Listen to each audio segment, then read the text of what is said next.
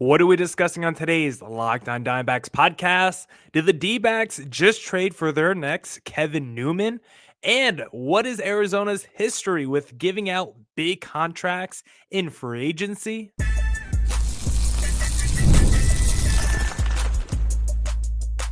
You are Locked On Diamondbacks, your daily Arizona Diamondbacks podcast, part of the Locked On Podcast Network, your team every day. Welcome into the Locked On Diamondbacks podcast, part of the Locked On Podcast Network, your team every day. You're listening to who? The always charismatic host of this podcast, Millard Thomas, multimedia journalist and graphic designer. So please go check out my website, millardthomas24.myportfolio.com. On there you can see all my latest work, from my packages to my articles to my photos and my graphic design. Today's episode is brought to you by FanDuel. From big upsets to game-winning drives, the NFL playoffs are better with FanDuel. New customers can bet $5 and get $200 in bonus bets guaranteed. Win or lose, visit FanDuel.com to get started. On today's Locked On Diamondbacks podcast, we're going to discuss the trade that they made yesterday. Did they just trade for the next Kevin Newman? We'll discuss some Jordan Montgomery destinations, and we'll look at the Dbacks history with giving out big contracts in free agency. Thank you for making Locked On Diamondbacks your first listen every day. I would not be able to do this podcast without you, my loyal listeners, sharing, subscribing, reviewing, doing all that so I could do this podcast for you. Thank you. It's free. It's available on all platforms, so please continue to tell your friends. And one of those platforms is YouTube. Please hit subscribe to Locked On Diamondbacks on YouTube. But now let's get into the Locked On Diamondbacks podcast, and let's discuss the D-backs trade and if they traded for the next Kevin Newman, because yesterday they made a trade with the Astros and got Grae Kessinger, a little backup utility player. You're not going to know too much about him. It's not like this is a superstar move or anything. D-backs gave up minor league pitcher Matthew Linsky, who's an interesting, 6'7", 22-year-old pitcher. Hopefully that doesn't come back to bite us. But Grae Kessinger, this is a move where the D-backs potentially have hopes that he could come in and be that super utility backup like how Kevin Newman was last year. Because I'll be honest, when the D-backs signed Kevin Newman entering 2024, I thought it was just a throwaway, nothing move, just a body to, honestly, I thought he was just there to get us through spring training. Because if you remember, we thought potentially Jordan Lawler and with Perdomo and Blaze Alexander, it was like, do we really need this old man Kevin Newman on the roster? I was wrong. Despite an OPS only being 686, I thought he had a very solid year at the plate. Still 278 batting average. He was a 2.2 win player last year in 111 games. That's what his WAR was, according to Baseball Reference, the highest since 2019. And if you go look at his 2019 numbers, in 130 games, he batted 308 at an 800 OPS, 12 home runs, and 16 stolen bases. So we're saying this past year was almost as good as that season in 2019. That's how crucial and important Kevin Newman was to the D-backs last year. And it's not just what he did at the plate. Of course, his defensive versatility as well last season was very important. He played a game in left field. He played 6 games at third. He played 10 games at first, 44 games at second, 55 games at shortstop. He played all over the diamond. And that defensive versatility, that unexpected offensive production, all that together made Kevin Newman a very impactful and under the radar player for the D-backs last season. And potentially Grae Kessinger could come in and do the same thing for Arizona. Offensively, he hasn't done too much in his career, and that's okay. But defensively, he has been all over the diamond. He's only played 48 games so far in his major league career, so the sample size for him is very, very small. But so far, if you look at where he's been able to play defensively, and he's been all over the diamond, which is something that has to make you feel encouraged as a D-backs fan. He mostly plays in the infield, but the fact that he could do a little third, a little second, a little shortstop, kind of like the perfect replacement for what Kevin Newman gave you last year with that defensive versatility. So we'll see what Kessinger can do. He is considered a solid defender, maybe not an elite defender or anything like that, but last year for the Astros, he had 6 innings at first, 13 innings at second, 27 innings at third, and 12 innings at shortstop. So this is a guy that can play all over the diamond as well. He was a second-round pick back in 2019, so you would like to believe there's some upside there. Offensively, he has not really shown much throughout his major league career. Not really a power guy. The biggest thing going for him is he's always been great at getting on base, always been a high OBP guy going back from college to the minor leagues. So hopefully that can translate. Get on base, play good defense, have that defensive versatility, and maybe he could be next year's Kevin Newman.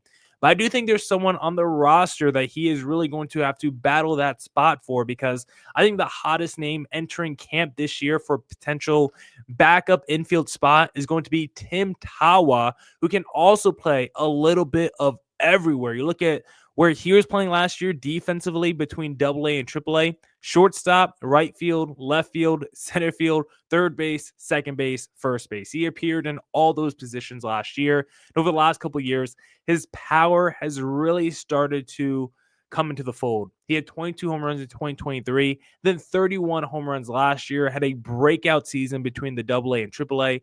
And so when comparing these two players, both of them have that defensive versatility. But if Tawa in camp and spring training shows a little bit more offensive upside compared to Kessinger, then he could steal Kessinger's spot and maybe be next year's Kevin Newman for the Arizona Diamondbacks. So I think the Tawa versus Kessinger battle entering camp, entering spring training is going to be a lot of fun. You, of course, still have Jordan Lawler in the mix, but right now it feels like he's not going to start the season on the major league level. It feels like he'll start the season AAA. And mostly it's because this is just a guy who's barely been able to stay on the field the last few years due to injury. Like Lawler, when he has played recently, he has looked fantastic in AAA, in whatever random league he plays in. Like he has looked really good. Just last season, he only played 23 games between AA and AAA, but in those 23 games, he had a 900 OPS and a 318 batting average. The year before, in 2023, he played 105 games. And guess what? 874 OPS, 20 home runs, 36 stolen bases. Like the numbers offensively year after year have been good for Jordan Lawler. I just think he'll start the year in AAA as he gets his feet wet. As the season progresses, if Kessinger doesn't work out and Tim Tawa, if they both don't work out, then maybe Lawler gets called up as the backup option. But right now, if you're looking at who can be that Kevin Newman replacement in 2025, I think the D-backs just traded for option number one potentially in Grae Kessinger. But if not, Tim Tawa. I think the battle between those two guys entering camp this spring training, Tawa, who has displayed power the last couple seasons, who has turned into like a breakout player among D-backs fans. I think he's going to be a guy to watch. And Grae Kessinger, a guy who's a second-round pick back in 2019, still 27 years of age. Both guys, defensive versatility is their number one strength. Curious to see how both of them look in a D-backs uniform come spring training. Now we'll discuss some Jordan Montgomery destinations in segment number 2. The NFL playoffs are almost here, but it's not too late to get in on the regular season action with FanDuel, America's number one sportsbook. Because right now, new customers can finish the season strong with $250 in bonus bets if you win your first $5 bet. FanDuel has so many ways for you to pick up the W. I love betting on which players will score a touchdown and how many points each team will score. It's thrilling. My favorite thing to do on the FanDuel Sportsbook app is the same game parlay. When I see that Arizona Cardinals are playing, sometimes I like to do a little Cardinals money line. Give me a little James Conner over on rushing touchdowns, and give me Kyler Murray anytime touchdown. When that 3-leg hits, it brings a big smile to my face. So if you want a big smile on your face, just visit FanDuel.com to join today. That's FanDuel.com for your chance at $250 in bonus bets. Make every moment more at FanDuel, an official sportsbook partner of the NFL. All right. Let's get back to the Locked on Diamondbacks podcast, and let's discuss some Jordan Montgomery destinations, because as we know, after the Corbin Burnes signing, the D-backs are loaded in their rotation with Burnes, Gallen, Kelly locked into the top 3 Fott and Erod, probably your 4-5, but you still got Ryan Nelson in the mix. You still got Jordan Montgomery in the mix, who is more than likely to be traded after Ken Kendrick has been ripping him in the media all offseason, calling that a horrible decision. He is more than likely 95% going to get moved this offseason. I only put 95 because personally, there's still 5% of me that wants to bring Monty back. And as I've been saying, I would rather trade Erod and get like that $80 million remaining off the books, or 60 million, however much it is, because I don't want to pay Erod 20 million a year for the next few seasons. I would much rather enter next offseason with Erod, Monty off the books. Technically, Gallen Kelly will be off the books as well. But if I have Erod and Monty off the books, maybe now I will have the money to go re-sign Zach Gallen and or Merrill Kelly. But as of right now, it feels like Erod is coming back and Monty's going to be the one out the door. So let's talk about some teams that should trade for Jordan Montgomery. Some teams I think he would be a good addition for. And again, these are teams that I think should trade for Jordan Montgomery. These are not teams that would give us back something for Jordan Montgomery, because that's the hard part about doing this exercise. You could find teams that want or that could use Monty, but whatever deal the Dbacks make, don't really expect anything in return. If you're lucky, you get some salary relief and maybe some 16-year-old Venezuelan Dominican player, if you're lucky, that can throw 97, but he's 12 years away from debuting. Like, that's the best case scenario for Jordan Montgomery, because right now it feels like after the season he just had with the contract he's owed, feels like his market's not very hot, even though there are way worse pitchers getting around the same amount of money as Jordan Montgomery. Like, are people that turned off by the 1 year downturn of Monty? Like, do they believe he has no bounce back potential at all? Because there are teams out there that I definitely think could use his services that would greatly benefit from let me slow down. I think there's some teams out there that would greatly benefit for trading for Jordan Montgomery. I still don't think I got that sentence out correctly, but let's just get right into the exercise, because the first team I want to discuss is the Atlanta Braves, who lost Max Fried this offseason to the New York Yankees, lost Charlie Morton to the Baltimore Orioles. Spencer Strider should be coming back next year, but still a big question mark in terms of his health.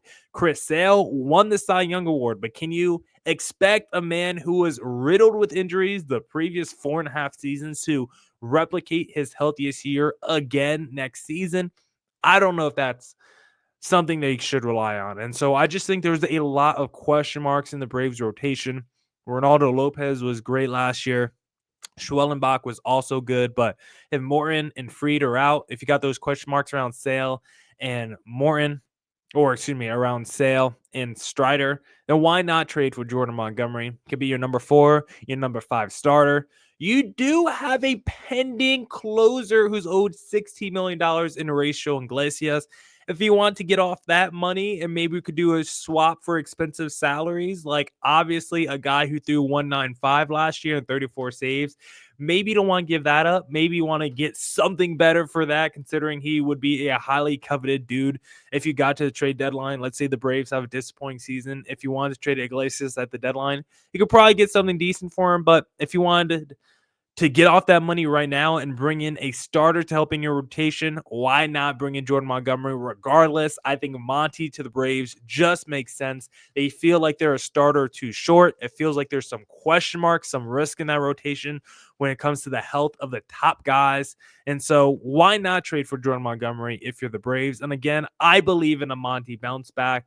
Maybe not with Arizona, but another ball club. I think Monty's going to be pretty solid next year. So I think Atlanta is a pretty interesting option. I think another interesting option could be a team that I think another interesting option could be the team that picked up Charlie Morton. How about the Baltimore Orioles? When I look at the Orioles rotation for next year, I just see a bunch of guys who are like mid, who are fine, but no one who's like fantastic. And obviously, if you're trading for Jordan Montgomery right now, it's not like you feel fantastic about him. But I look at like the Orioles rotation, and if you're telling me best case scenario for each Orioles starter, and we'll throw Jordan Montgomery in the mix, I believe Jordan Montgomery is probably like the best person in that rotation if all of them hit their ceiling. Like, maybe we can make the argument Grayson Rodriguez is the most talented, so he would be the best. But in terms of like actual production that we've seen in baseball, actual stuff, tangible stuff that I've seen, Jordan Montgomery definitely has a case to say he's been better than Eflin at the highest peaks of their respective careers. You can say that about Kramer, Albert Suarez. I mean, whoever you want to throw out in that rotation, Charlie Morin, at least the last few years. Like maybe you could say Charlie Morin at his best is better than Jordan Montgomery, but I don't think you're going to see the best of Charlie Morin at age 42 anymore. So right now, if you put Monty in that rotation and tell me you get the best version of each starter, who is the best starter in that Orioles rotation? I actually think it would be Jordan Montgomery. If not him, then it's Grayson Rodriguez. But at worst, I do think he would be the number 2 starter in that rotation. Obviously, Eflin has more rapport right now in that rotation. But in terms of talent, I like Jordan Montgomery more than Zach Eflin. So I think the Baltimore Orioles are definitely a team that should trade for Jordan Montgomery. I think another team that would be interesting because they seem like they want to get serious now that they're in Sacramento, the way that their players have been talking, some of the moves that they made by handing out the largest contract in team history to Luis Severino. The A's should look at Jordan Montgomery, him with a Sevy, with some of those other guys that they have in the rotation who are decent but not great. Monty could be the kind of dude where if he bounces back, just give you that legitimacy as a franchise. You're probably not winning the World Series or anything, but if you get good Jordan Montgomery with the Severino, with a good Jeffrey Springs, with the Mason Miller and the little bullpen you have, with the Brent Rooker and the Lawrence Butler and the Shea Langoliers, like there's enough pieces there where maybe you could sniff 75 wins and maybe a 500 season if you're the A's. But I definitely think you need a guy like Monty pitching at his best. I don't think the current rotation is good enough to deliver a 500 type season. But you add in a Jordan Montgomery with a Severino, with a Jeffrey Springs and a JP Sears. Like all of a sudden, I think you have enough big boys who are above average that I have enough trust in. It's still not a great team. It's still not a great rotation, but I could see it battling for a potential wild card spot or at least be fun and frisky the whole season. So I think the A's, if they want to get serious and at least feel like a legitimate franchise, they should trade for Jordan Montgomery. Then the last team I think would make a really good Jordan Montgomery destination is a team that already had him in the Texas Rangers, because you look at that Rangers rotation right now, and I'm not sure if there's a rotation with more risk built in right now than the Rangers. Evaldi's coming back, and I love Evaldi, but we all know he's a little bit of, a case study when it comes to his health. Last year, very healthy Evaldi, 29 starts, 170 innings pitched, but he's also a guy where if he just made 20 starts next year, you wouldn't be surprised at all. DeGrom is slotted as the number 2 starter right now. We know about DeGrom's health and how up and down that has been. John Gray, he's the number 3. He has up and down health history. Tyler Motley's coming back off injury as a number 4 starter. Like, there are just a lot of question marks and risk with the Rangers rotation.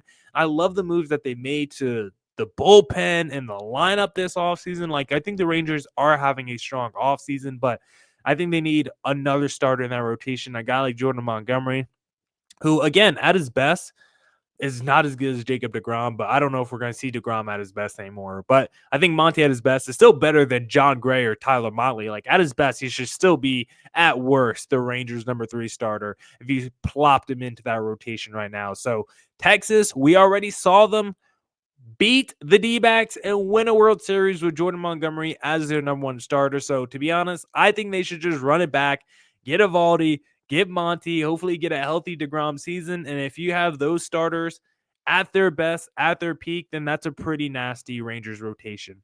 Now I want to discuss the D-backs history with their big contracts that they've handed out in free agency and what it could mean for Corbin Burnes in segment number 3. Did Rocket Money help you find any subscriptions you forgot about or that you were paying for twice? That definitely happened to me. I had a few subscriptions that I didn't even realize I was still paying for, and Rocket Money made it easy to track them all down. It's like having a personal assistant for your finances. Rocket Money is a personal finance app that helps you find and cancel your unwanted subscriptions, monitors your spending, and it helps lower your bills so you can grow your savings. It brings everything together all in one place, whether it's subscriptions or your spending habits or even the goals you want to hit this year. Rocket Money has over 5 million users and has saved a total of $500 million in canceled subscriptions, saving members up to $740 a year when using all of the app's premium features. Cancel your unwanted subscriptions and reach your financial goals faster with Rocket Money. Go to rocketmoney.com/lockedon today. That's rocketmoney.com/lockedon, rocketmoney.com/lockedon. All right. Well, let's get back into the Locked on Diamondbacks podcast and let's discuss the D-backs history with giving out big contracts in free agency and if it could mean anything for the future of Corbin Burnes in Arizona. Because looking at this, I think there's definitely one interesting trend when you look at the top 10 highest contracts given out in D-backs franchise history. But the other interesting thing when looking at this list, the numbers really aren't that crazy. Again, this is a mid-market team. This is not a franchise who wins a lot of bidding wars. That's why it was so shocking to see that Corbin Burnes contract, because when we go through the numbers on this list, and we'll start at the bottom and work our way to the top, the numbers really aren't that crazy. Because at number 10, because we're also going to be addressing the risk with each of these contracts and how they've turned out.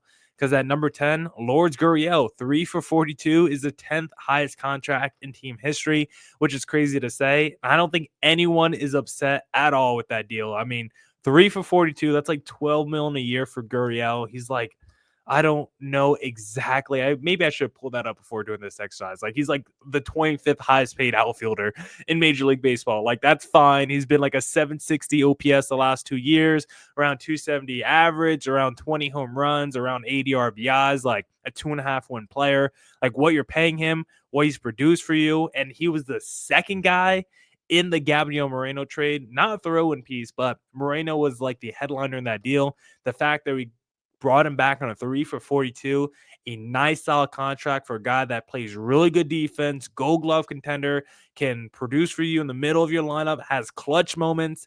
Now, is he up and down? Can he go a month where he doesn't do anything and then a month where he carries your team? Yes, but for like $12 million, I think Lourdes Gurriel on the contract he's been given, absolutely perfect. Number 9, Troy Glass, 4 for 45 by the D-backs. Some people like the deal, some people don't.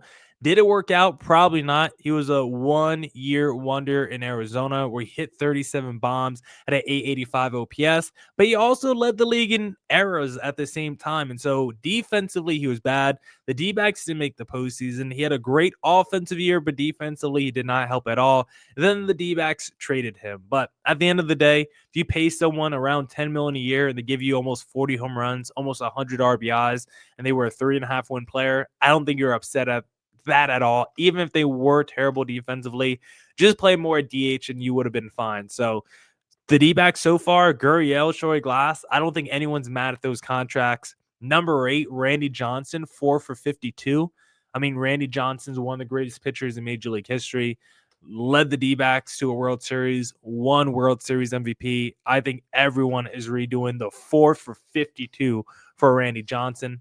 Number 7, this is where we get a lot of fun. This is where we get a little zany. Yasmani Tomas, 6 for 68. And I will contend, I don't think the contract is as bad as people make it seem. I know Yasmani Tomas was bad defensively, but I like to believe if the DH rule was in effect, the universal DH rule was in effect when Tomas was playing, he could have had himself a decent career. 2016, he had a negative 0.9 WAR, but I think it was because his defense was so terrible. Because offensively, 31 home runs, 820 OPS. He had a strikeout rate around like 24%. Like, that's not very good, but it's not like breaking your back. It's not like Chris Davis 2016. Like, Yasmani Tomas was definitely flawed, but offensively, he produced and then just like never really got much run after that. Kind of flamed out the league right after that, despite still having some decent offensive years. Like the very next season, he only played 47 games for the D-backs, but still had 8 home runs and 758 OPS. Like offensively, Tomas was always kind of productive. We just know defensively he was really bad. And I would like to think if someone brought him into American League and just let him hit only, he could have been a decent player, but unfortunately it didn't happen, and that ended up being a bust of a contract by the D-backs. 7th highest contract given out in team history. Number 6, definitely a smash. Ketel Marte, 5 for 76. Marte's coming off an MVP type year where he finished 3rd in MVP voting, back to being the best second baseman in baseball. Did he have a down year in 2022? Yes, but outside of that, he's been fantastic every year that has been a COVID-shortened season. And so coming off maybe the best season of his career, arguably right there at 2019, you could pick either or. Marte's a stud, best second baseman, power hitter, clutch hitter, whatever you want to say. Offensively, he does it all. And now he's also becoming a finalist for the Gold Glove as well. We will all do the Ketel Marte deal again. He is arguably the best value in Major League Baseball. 5 for 76 for a guy who's finishing top 3 in MVP voting. Tremendous value. Erod, 4 for 80. And the next 5 guys we're just going to talk about all at once because there's something interesting. Erod is 5th at 4 for 80. 4th highest contract is Mad Bum, 5 for 85. 3rd is Corbin Carroll, 8 for 111. Number 2 is Zack Greinke, 2 for 06. And then number 1 is Corbin Burnes, 6 for 210. And so when you're looking at the top 5 guys, the interesting thing about them is they've all been given out recently in the last 2 to 3 years. And then the other interesting thing is maybe not the last 2 or 3 years, because when is Mad Bum's free agency? Technically 2020, right? So that was like 4 or 5 years ago now. But all of them happened in the last half. All of them happened post-pandemic or since the pandemic, right? And 4 of the 5 guys are also pitchers. Like Corbin Carroll was what? That was like right before his that was like right after his little rookie season, right? His little short stint, his first season in Arizona. We only played like 20 games. The other 4 guys were true free agents, and Erod so far, I don't think we're a big fan of that contract. Mad Bum, we know, ended up being a bust. Zack Greinke was good the second year, struggled the first year, but for the most part was very good, but didn't really like lift up the D-backs in any sort of way, ended up trading him. And so when you look at the 5 highest contracts given out in D-backs team history, like there is risk when they've handed out these contracts to pitchers. Erod, I think, is not going to be a good deal. Mad Bum wasn't. We're null and void. We're just like kind of washed on Zack Greinke, and then we'll see on Corbin Burnes. And so that's kind of like the biggest takeaway you could have when looking at the 10 highest contracts given out in D-backs franchise history. 4 of the 5 highest are all pitchers, and you could probably say 2 of those are major busts, or we'll see with Erod. If he bounces back next year, he won't be, but I don't feel good about his future with Arizona. We know Mad Bum was a bust, and Zack Greinke wasn't great that first season, at least when we really needed him to hopefully deliver us to the playoffs. Corbin Carroll, I think, will be fine with that contract. He's going to be one of the best values bargains in baseball going forward. But Corbin Burnes, I think after looking at the list of the top 5 highest contracts given out in D-backs team history, it does make you a little bit concerned, does put a little bit of risk. But again, Burnes himself, if he's fantastic the next 2 years, he can opt out after 2026, and then he could go somewhere else if he really wants to. That's why it was such a good deal by Arizona, where you don't have to be tied up to him long term.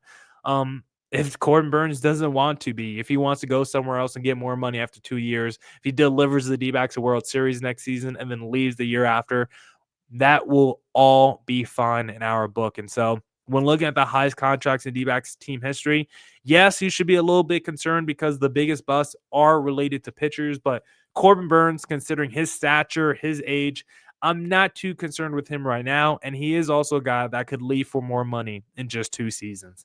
Now, that's it for this edition of the Locked On Diamondbacks podcast. Come back next week for more Diamondbacks news coverage and insight. And as always, stay safe, stay healthy. Deuces.